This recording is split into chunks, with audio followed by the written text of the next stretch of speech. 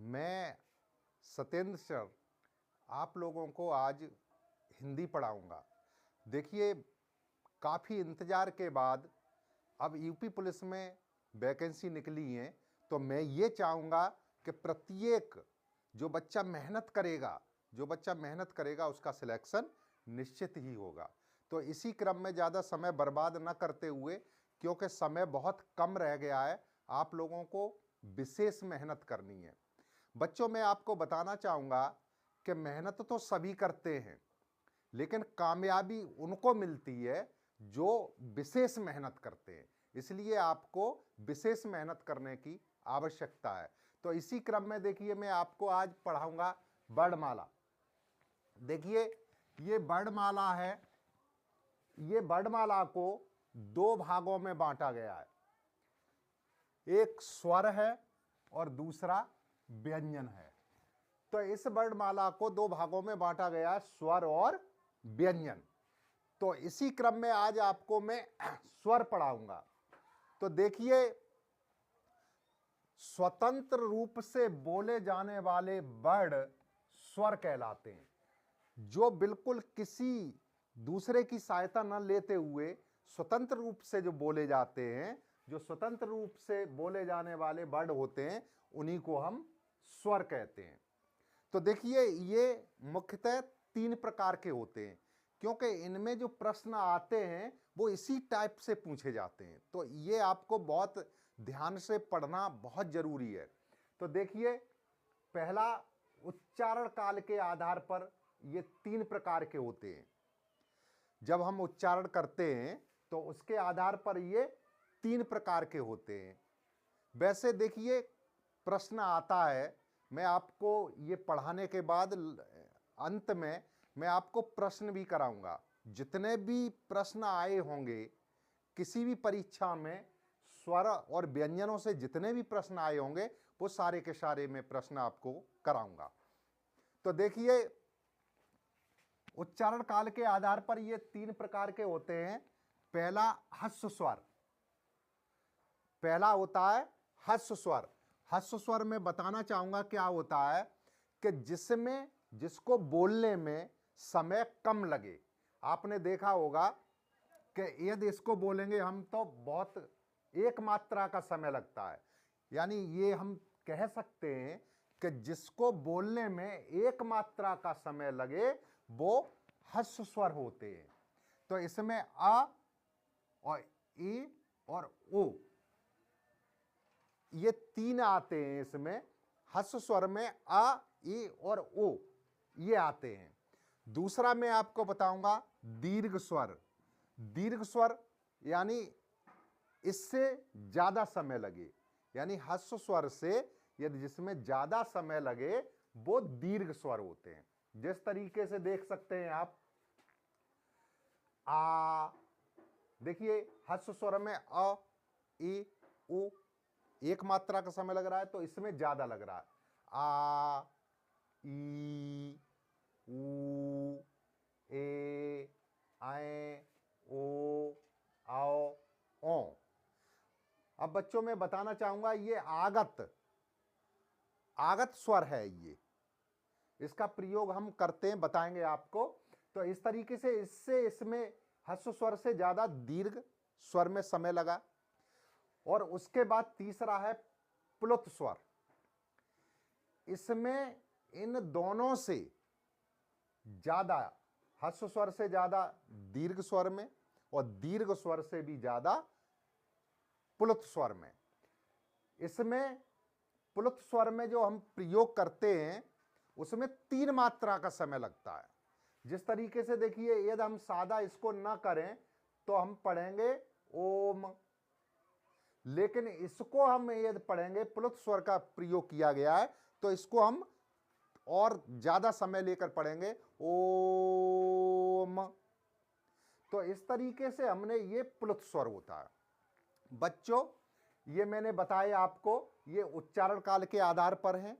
अब मैं आपको बताऊंगा कि जीव के आधार पर, तो ये जीव के आधार पर भी बताऊंगा। इनके भी तीन प्रकार होते हैं। पहला है आपका अग्रस्वर। जो जीभ के आगे के हिस्से से जो प्रयोग किया जाता है उसको कहते हैं अग्रस्वर। अब अग्रस्वर में आपका ई, ई, ए, ऐ, ये 4 स्वर आते हैं, ये आते हैं अग्रस्वर में। और बच्चों उसके बाद है फिर जीभ का जो मध्य भाग प्रयोग किया जाता है उसमें अ, क्योंकि इसमें जीभ का मध्य भाग प्रयोग किया जाता है।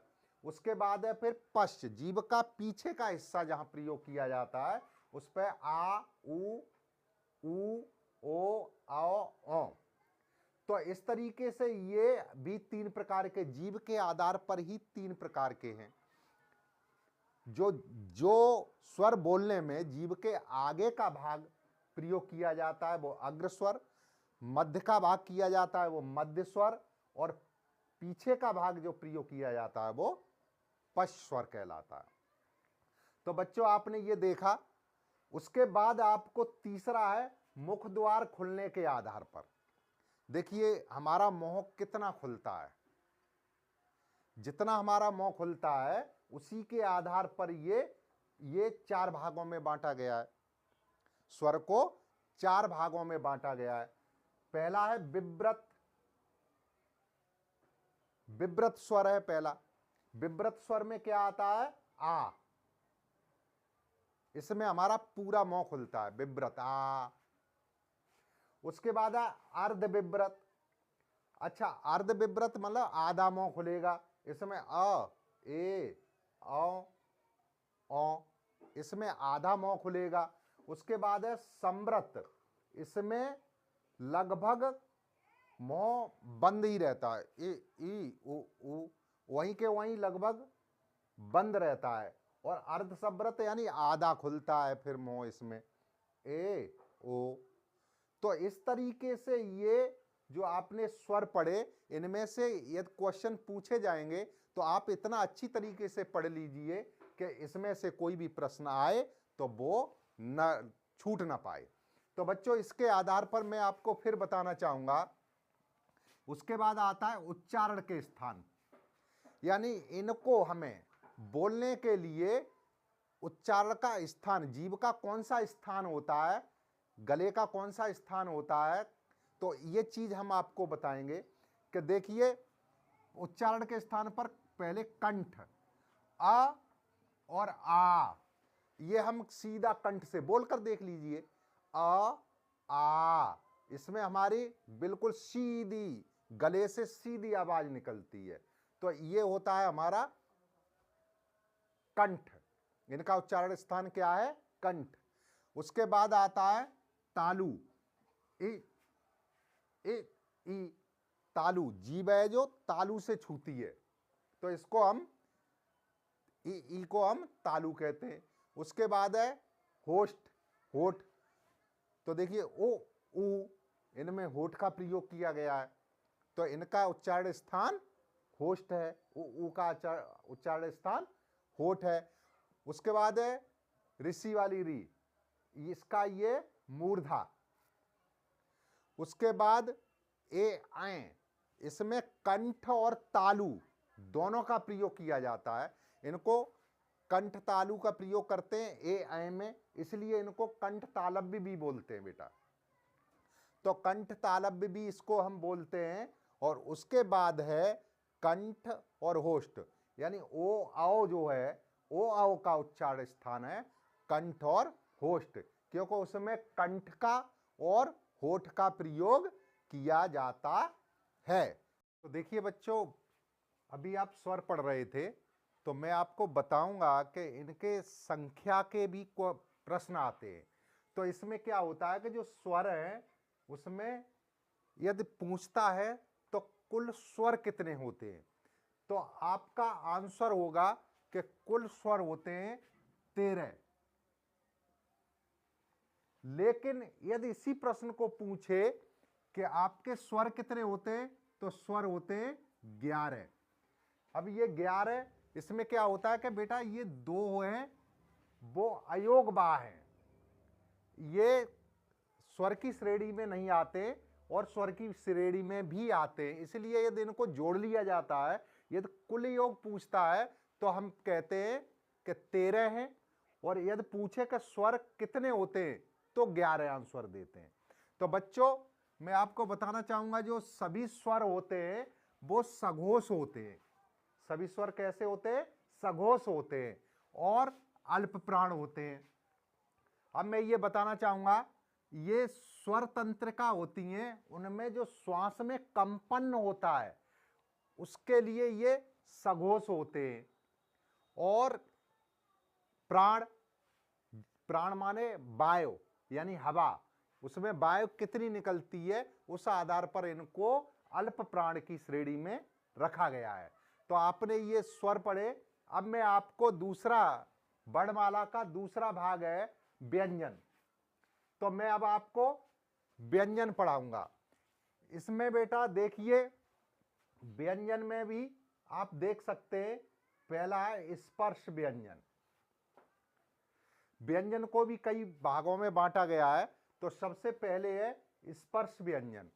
इसके अंतर्गत आपके इनकी संख्या वैसे 25 आती है, इनकी संख्या 25 होती है। तो ये स्पर्श व्यंजन है। इनमें हमारे वर्ग हैं, जैसे क वर्ग, तो क वर्ग है, इसमें क ख ग घ अंगा, इसमें ये 5 अक्षर आते हैं, 5 वर्ड आते हैं या अक्षर आते हैं, तो क वर्ग में ये रखे गए। इनको भी 5 वर्गों में बांटा गया है। मैं आपको बताना चाहूंगा कि आप बहुत अच्छी तरीके से देखिए, समझ लीजिए, और ये निश्चित है इनमें से क्वेश्चन आते हैं, और मैं इतनी अच्छी तरीके से समझाऊंगा, यदि आपने सही ध्यान दे दिया तो आपका एक भी क्वेश्चन गलत नहीं जाएगा। तो देखिए ये क वर्ग है, क वर्ग में क ख ग घ अंग, ये 5 जो हैं ये क वर्ग में आते हैं। उसके बाद च वर्ग, च छ ज झ य, ये च वर्ग में आते हैं। ट वर्ग ट ठ ड ढ अड़ा, ये भी 5 हैं और ये ट वर्ग में आते हैं। उसके बाद है त वर्ग, त थ द ध न, और फिर उसके बाद है प वर्ग, प फ ब भ म। बच्चों मैं आपको बताना चाहूंगा कि इसमें से जो क्वेश्चन पूछे जाते हैं, तो आपको यदि पूछ लेगा कि ज है ये किस वर्ग का है, तो आपको तुरंत ही देखना है वर्गों को अच्छी तरीके से कि ये च वर्ग में आ रहा है, तो ये ज है ये किसका है? च वर्ग का है। तो इस तरीके से क्वेश्चन आएंगे। इसमें से पूछा जाएगा आपको द किस वर्ग का है, तो आप बताएंगे ये त वर्ग का है। इस तरीके से आपके क्वेश्चन आते हैं। या आपको क्वेश्चन दे दिया जाएगा त वर्ग का इनमें से कौन सा है, तो एक इधर से दे दिया जाएगा, एक इधर से, एक इधर से और एक इधर से दे दिया जाएगा। उनको पूछ करके वो पूछेंगे त वर्ग का कौन सा है, तो आप इनमें से कोई 5 में से है, उसी पे आप टिक लगा देंगे कि ये त वर्ग में आता है। तो बच्चों उसके बाद फिर आता है इनके उच्चारण स्थान, कि इनके वर्गों के उच्चारण स्थान क्या है। तो मैं आपको बताना चाहूंगा क वर्ग है, तो क वर्ग का जो भी उच्चारण स्थान है वो कंठ है। क्या है? कंठ है। तो कंठ से आप बोलकर देखिए, जो आवाज निकलती है वो सीधी कंठ से निकलती है। तो देखेंगे, बोलेंगे हम क ख ग घ अंगा, सीधा कंठ से आवाज। आप बोल करके देख लीजिए, आपको सही पता चल जाएगा। तो इसकी सीधी कंठ से आवाज निकलती है, इसलिए ये इसका उच्चारण स्थान कंठ है। उसके बाद आता है आपका तालु। तो देखिए बच्चों, जो च वर्ग है वो च वर्ग का उच्चारण स्थान तालु है। अच्छा, तालु क्यों है बोलिए? जो हमारी जीवा है, जीव है वो ऊपर लगेगी, तालू पे लगेगी, ऊपर हिस्से में लगेगी। बोल के देखिए, च, छ, ज, झ। तो इस तरीके से आप देखेंगे तो हमारी जीवा है वो तालू से लग रही है। तो इसलिए जो च वर्ग के जो पांचों वर्ण हैं ये तालु, उच्चारण स्थान इनका तालु होगा। उसके बाद है मूर्धा। तो ये हमारे इसके अंतर्गत आता है ट वर्ग। ट वर्ग में हमारा मूर्धा उच्चारण स्थान क्या है? मूर्धा है। देखिए ट, जीभ है ना वो सीधे उल्टी जाती है, जो तालु है उससे पीछे मूर्धा पे। तो ये हमारा ट, ठ, ड, ढ, अड़ा। तो ये हमारा ट वर्ग है वो उसका उच्चारण स्थान मूर्धा होगा। अच्छा, उसके बाद बताऊंगा बच्चों, ये दंत जो त वर्ग है हमारा, त वर्ग आता है वो हमारा दंत में आता है, क्योंकि जब हम इनको त वर्ग को पढ़ते हैं तो इनकी जीवा है हमारी वो दांतों से टकराती है। आप पढ़ करके देख लीजिए, जो जीवा है हमारी त, थ, द, वो दांतों की तरफ जाती है। तो इसलिए इसको हम दंत में ही कहते हैं। आप बोलकर देख लीजिए, जो भी वर्ग का कोई भी आता है क्वेश्चन, उसको आप खुद बोलकर देख लीजिए, आपको बिल्कुल पता चल जाएगा। उसके बाद है होस्ट। तो होस्ट में आपका प वर्ग आएगा। प वर्ग में देखिए प, फ, ब। आप देखिए, इनको बोलकर देख लीजिए, बिना होठ को मिलाए आप इनमें से कोई शब्द बोल नहीं सकते।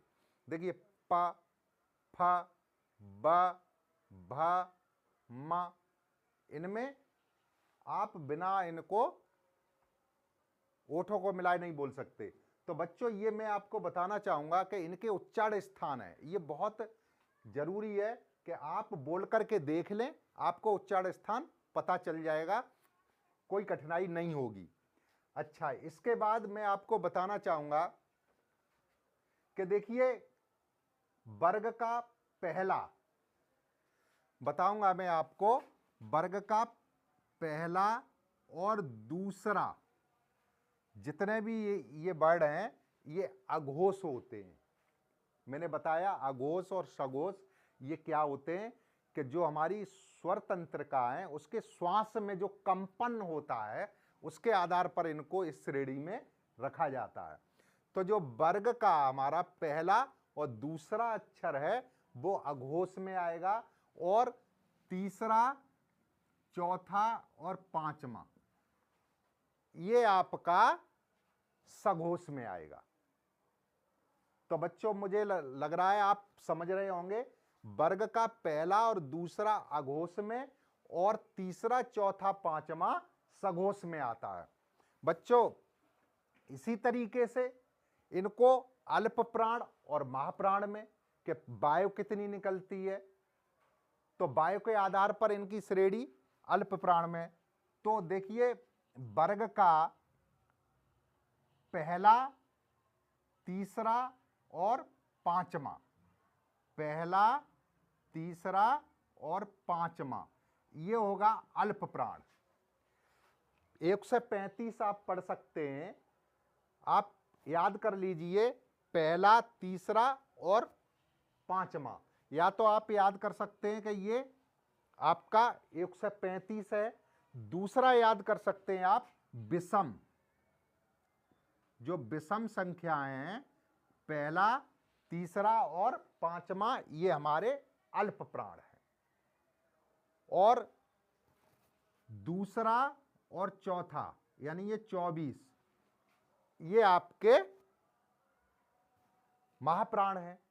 या आप इनको पढ़ सकते हैं सम संख्या, सम संख्या के आधार पर भी पढ़ सकते हैं। सम, जो सम संख्या है उसको वो होते हैं हमारे महाप्राण, और जो विषम संख्या है वो होते हैं अल्प प्राण।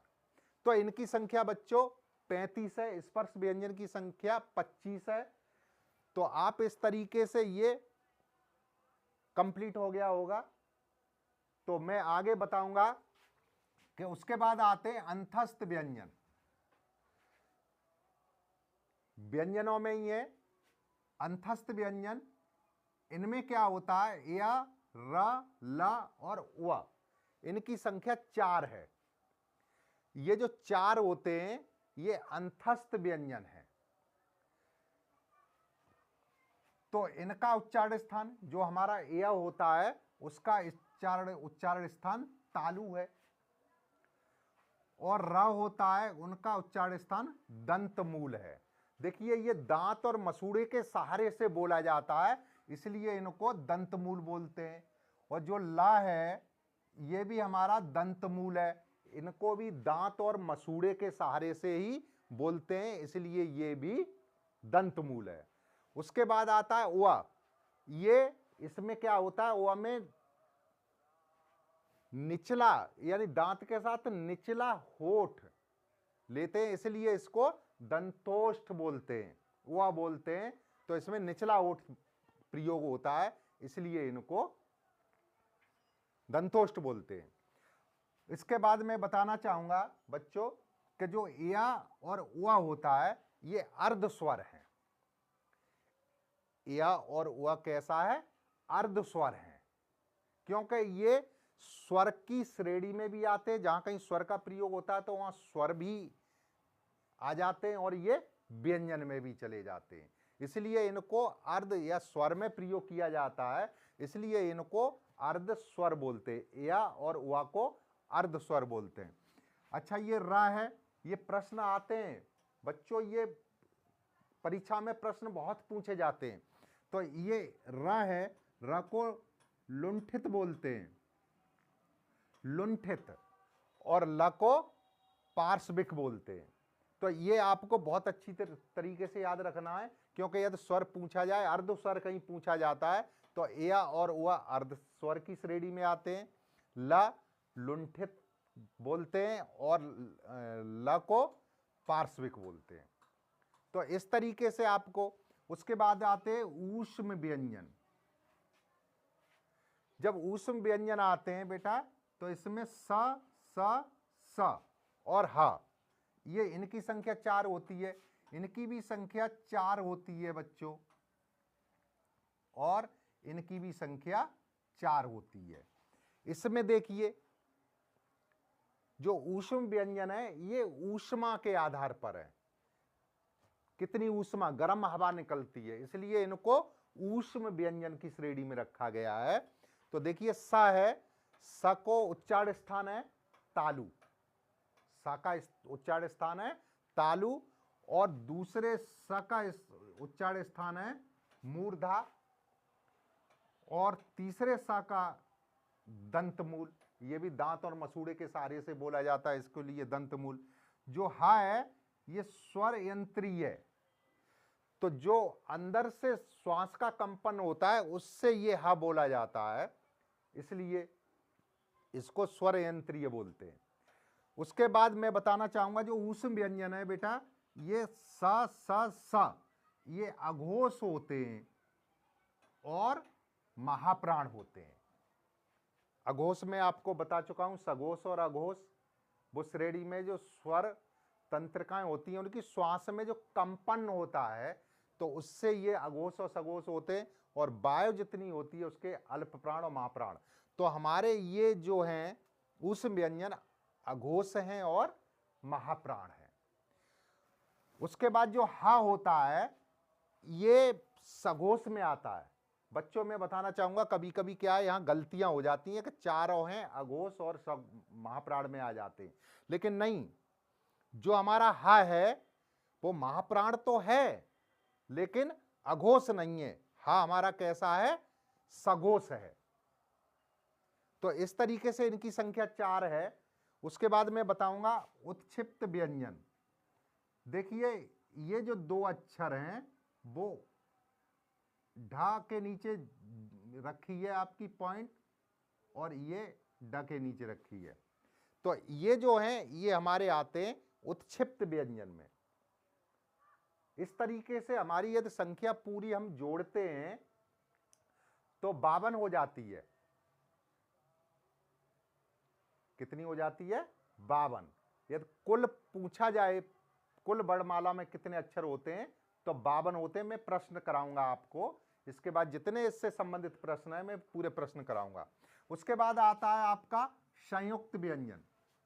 संयुक्त व्यंजन में ये 4, इनकी संख्या भी 4 है।